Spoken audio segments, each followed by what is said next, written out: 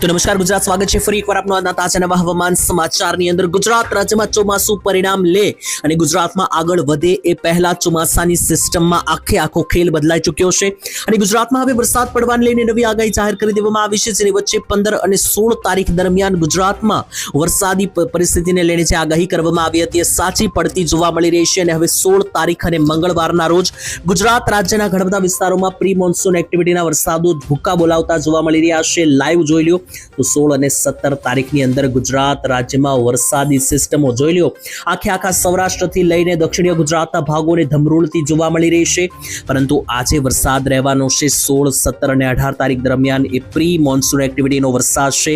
ગુજરાત ઉપરથી western ડિસ્ટર્બન્સની system નીકળી રહી છે, એનો વરસાદ છે, ચોમાસાનો વરસાદ નથી।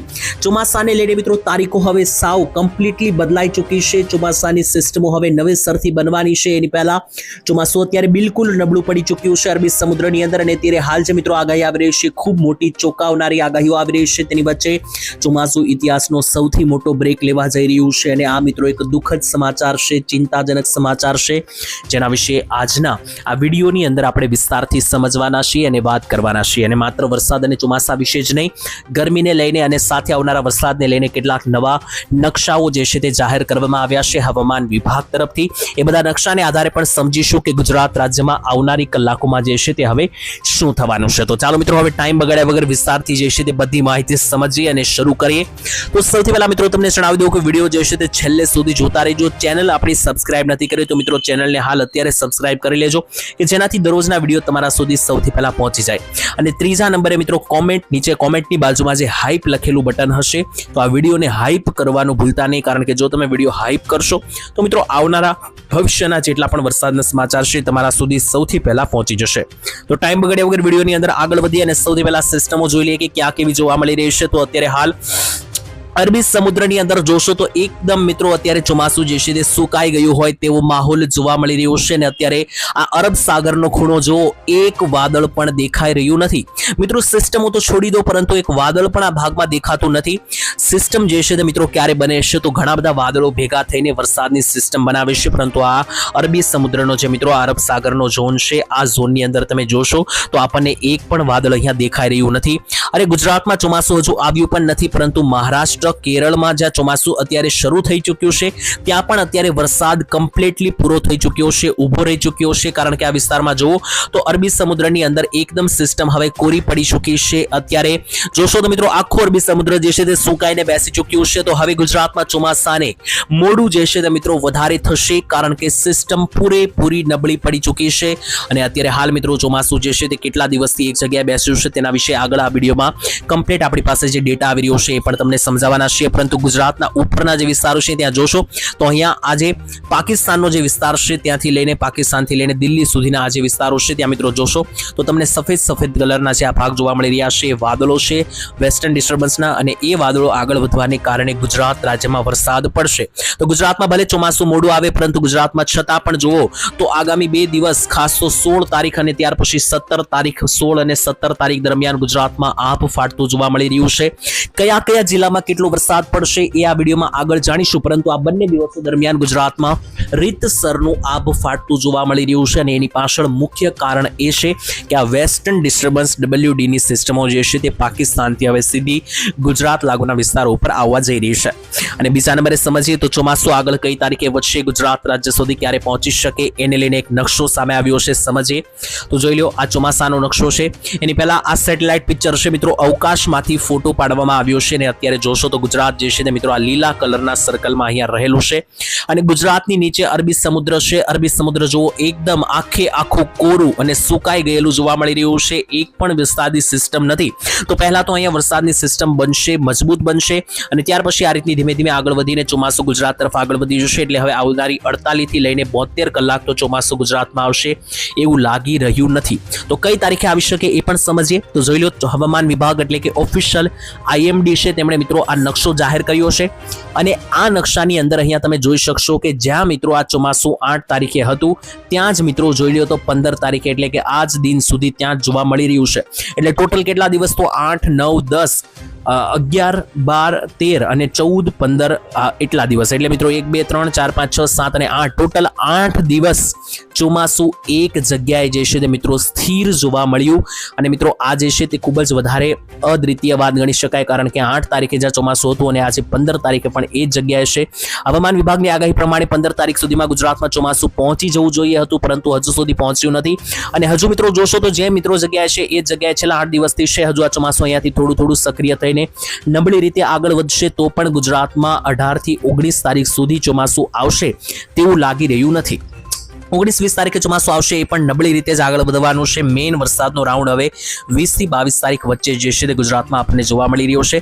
અને આને લઈને હવામાન નિષ્ણાંત અંબાલાલ પટેલે પણ એક આગાહી આપી છે. સમજીએ તો અંબાલાલે શું કહ્યું છે. તો અંબાલાલ પટેલે મિત્રો આ જે સિસ્ટમો નબળી પડી રહી છે તેને લઈને અંબાલાલે કહ્યું હતું, અને આની પહેલાથી જ અંબાલાલે કહી દીધી છે કે 18 થી લઈને 28 તારીખની વચ્ચે ગુજરાત રાજ્યમાં વરસાદ ભૂકા બોલાવશે. તો પહેલેથી જ અંબાલાલે કહ્યું હતું કે 18 તારીખથી આ વરસાદી રાઉન્ડો શરૂ થશે. તો હા, આપણે 18 તારીખની રાહ જોવી પડશે, પરંતુ 15 તારીખ પછીના મિત્રો જે છે તે વરસાદ વેસ્ટર્ન ડિસ્ટર્બન્સને કારણે શરૂ થઈ જશે. એટલે ચોમાસાના વરસાદો 18 તારીખ પછી છે, પરંતુ 17 તારીખ અને 16 તારીખની અંદર ગુજરાતમાં વેસ્ટર્ન ડિસ્ટર્બન્સના વરસાદો પડવાની પૂરેપૂરી આગાહી સામે આવી રહી છે.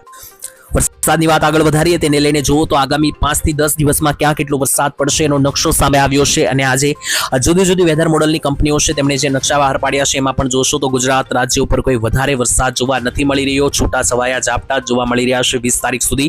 એનો મતલબ કે ગુજરાતમાં હવે ચોમાસું પાકા પાયે ખેંચાઈ ચૂક્યું છે. બીજા નંબરે આ પવન નીકળવાને લઈને પણ એક નકશો આપણી પાસે આવ્યો છે. આ નકશો સમજો તો મિત્રો ગુજરાતમાં પવનની ગતિવિધિ પણ આજથી થોડી ઘટતી જોવા મળશે. છેલ્લા 24 કલાકમાં ગુજરાતમાં 50-55 કિલોમીટરના સારા પવનો જોવા મળ્યા. હવે પવનો નબળા પડીને 30 થી 35 કિલોમીટરના જે છે મિત્રો અહીંયા થતા આપણને જોવા મળી રહ્યા છે. તો આગામી કલાકોમાં ગુજરાતમાં પવન પણ ઘટશે, એટલે ફરીથી મિત્રો ગરમીના રાઉન્ડ માટે પણ તૈયાર થઈ જજો. અને ગરમીની વાત કરીએ તો ગરમીનું મિત્રો જે છે તે 18 તારીખ સુધી હજુ કન્ટિન્યુઅસ 39-40 ડિગ્રી તાપમાન જોવા મળી રહ્યું છે. તો હજુ પણ ગુજરાતમાં 4-5 દિવસ તમારે ગરમીનું ભોગવવું જ પડશે, કારણ કે 20 તારીખ સુધી પણ ગરમીમાંથી કોઈ રાહત મળતી જોવા મળી રહી નથી. તો એ માહિતી થઈ ગઈ. હવે આપણે સમજીએ ગુજરાતમાં કઈ તારીખે ક્યાં કેટલો વરસાદ પડી રહે શકે તેને લઈને મિત્રો જે માહિતી સામે આવી રહી છે એ સમજીએ તો જોઈ લો. વરસાદ જે છે તે સારો પડવાનો છે. 16 તારીખ મંગળવાર વહેલી સવારથી બપોર પછીથી લઈને મોડી રાત સુધી ગુજરાતના કયા જિલ્લામાં ક્યાં કેટલો વરસાદ પડશે એની વાત કરીએ તો કયા જિલ્લાઓમાં વરસાદ પડશે એની શરૂઆત આપણે દક્ષિણ ગુજરાતથી શરૂ કરીએ. તો ફરી એકવાર તારીખ યાદ અપાવી દો. 16 તારીખ અને મંગળવારની વાત કરી રહ્યા છીએ આપણે. પછી મિત્રો 17 તારીખ વિશે પણ માહિતી આપીશ, પરંતુ 16 તારીખ અને મંગળવારની અંદર દક્ષિણ ગુજરાતના ઘણા બધા ભાગોમાં ઝાપટા પડતા જોવા મળી રહ્યા છે. પહેલા તો જે નવસારી અને વલસાડનો વિસ્તાર છે એ ભાગોમાં કોઈ વરસાદની સંભાવના નથી, પરંતુ સુરતથી લઈને જે વ્યારાનો પટ્ટો છે, નવાપુરનો, બારડોલી સહિતનો આ પટ્ટાની અંદર તમને મધ્યમથી છૂટા છવાયા હળવા વરસાદી ઝાપટા પડવાની પ્રબળતા સામે આવી રહી છે. અને બીજા નંબર ઉપર ત્યાંથી પણ ઉપર જઈએ તો ત્યાંથી ઉપરના વિસ્તારમાં જોઈ લો તો ભરૂચથી લઈને જે ડેડિયાપાડાના વિસ્તાર છે અહીંયા પણ મિત્રો છૂટા છવાયા વરસાદ જે છે તે તમને આ ભાગોની અંદર જે છે તે જોવા મળી શકે, ને એ પણ મિત્રો ઝાપટા સ્વરૂપે જે છે તે પડતા તમને જોવા મળી શકે. એની ઉપર જોશો તો બીજા કોઈ ભાગોમાં વધારે વરસાદની ગતિવિધિ નથી. મધ્ય ગુજરાતની વાત કરીએ તો મધ્ય ગુજરાતમાં જે અમદાવાદની નીચેના નડિયાદ, આણંદ અને ખંભાત લાગુના જે વિસ્તારો છે ત્યાં છૂટાછવાયા ઝાપટાની આગાહી છે, પરંતુ 16 તારીખે મુખ્ય જે સારો વરસાદ છે એ સૌરાષ્ટ્રમાં જ પડવાનો છે. જુઓ, આખા સૌરાષ્ટ્રની અંદર 2 થી 3 જિલ્લા છોડી દઈએ તો બધા જ જિલ્લાઓની અંદર વરસાદ ભૂક્કા બોલાવતો જોવા મળી રહ્યો છે. તેની વચ્ચે વાત કરીએ મોરબી અને સુરેન્દ્રનગરથી, તો મોરબી જિલ્લાની અંદર અને સુરેન્દ્રનગર જિલ્લામાં ભારે વરસાદની આગાહી છે. તેમાં જોઈએ તો મોરબી આસપાસ પહેલા હું તમને ઝૂમ કરીને દેખાડી દઉં તો મોરબીની આસપાસ હળવદના વિસ્તારોથી લઈને ફતસર, મોરબીના વિસ્તારો અને ત્યાંથી પણ નીચે જોશો તો મિત્રો અહીંયા દેખાશે કે ટંકારાના વિસ્તારોથી લઈને વાંકાનેર, જાવિયાના વિસ્તારો, જોડિયાના વિસ્તારોથી લઈને ચોટીલા, આ બાજુ આવીએ સુરેન્દ્રનગર તરફ તો સાયલાના વિસ્તારોથી લઈને કોંઢગામ, કોંઢથી લઈને મિત્રો જુઓ તો લીંબડી લાગુના વિસ્તારોથી લઈને ચોટીલા, ધંધુકાના વિસ્તારો અને નીચે છે બોટાદ કનેક્ટેડ જે વિસ્તાર છે કે જ્યાં સાયલા આવેલું છે, ધોળેરા આવેલું છે, તેની સાથે ગઢડા, બોટાદ, સાળીંગપુર, આ બધા જ આખા સૌરાષ્ટ્રના ખૂણાની અંદર ભારેથી અતિ ભારે તમને તોફાની લેવલના જે વરસાદો છે મિત્રો આ ભાગોમાં પડતા જોવા મળી રહ્યા છે. એની સાથે રાજકોટ જિલ્લામાં પણ છૂટાછવાયા ઝાપટા પડવાની આગાહી છે, જેમાં ગોંડલ સહિતના જે ભાગો છે ને આસપાસના રાજકોટ જિલ્લાના તમામ જે પંથકો છે, તાલુકાઓ છે ત્યાં આગળ છૂટાછવાયા ઝાપટા પડી શકે.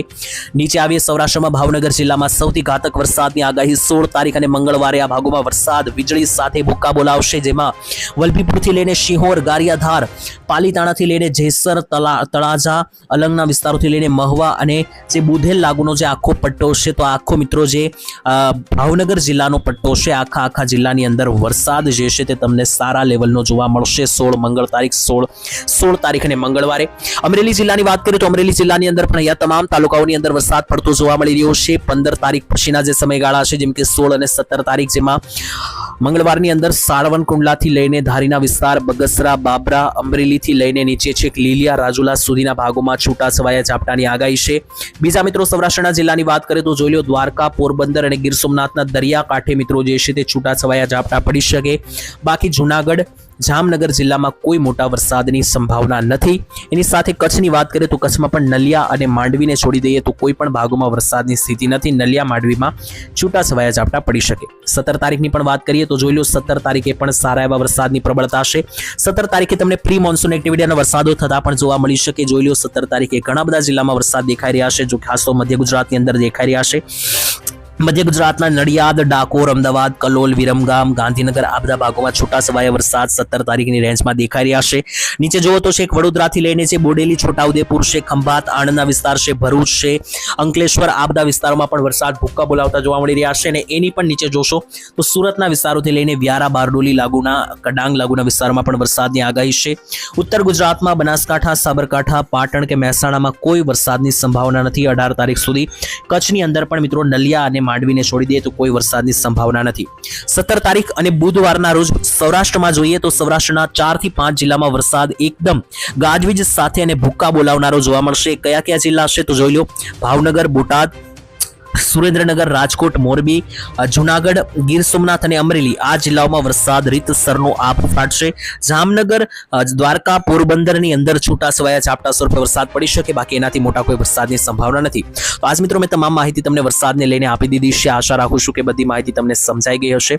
હું તમને એક ડિસ્ક્લેમર આપવા માંગુ છું કે આ વિડીયોમાં જે પણ માહિતી મેળવી છે મિત્રો વેધર મોડેલોને આધારે અને આપણી પાસે જે ડેટા સામે આવ્યો છે એની આધારે જ મેળવી છે. બાકી એની કોઈ પણ પ્રકારે અમે પુષ્ટિ કરતા નથી. બાકી વિડીયો પસંદ આવે તો વિડીયોને લાઈક કરી દેજો. કયા ગામથી આ વિડીયો જોઈએ કોમેન્ટમાં લખી દેજો. તમારા ગામમાં વરસાદ જેવું કોઈ વાતાવરણ છે કે નહીં એ પણ લખી દેજો. કાલે ફરીથી મળીશું. ત્યાં સુધી રજા આપશો. ધન્યવાદ. જય માતાજી, જય દ્વારકાધીશ.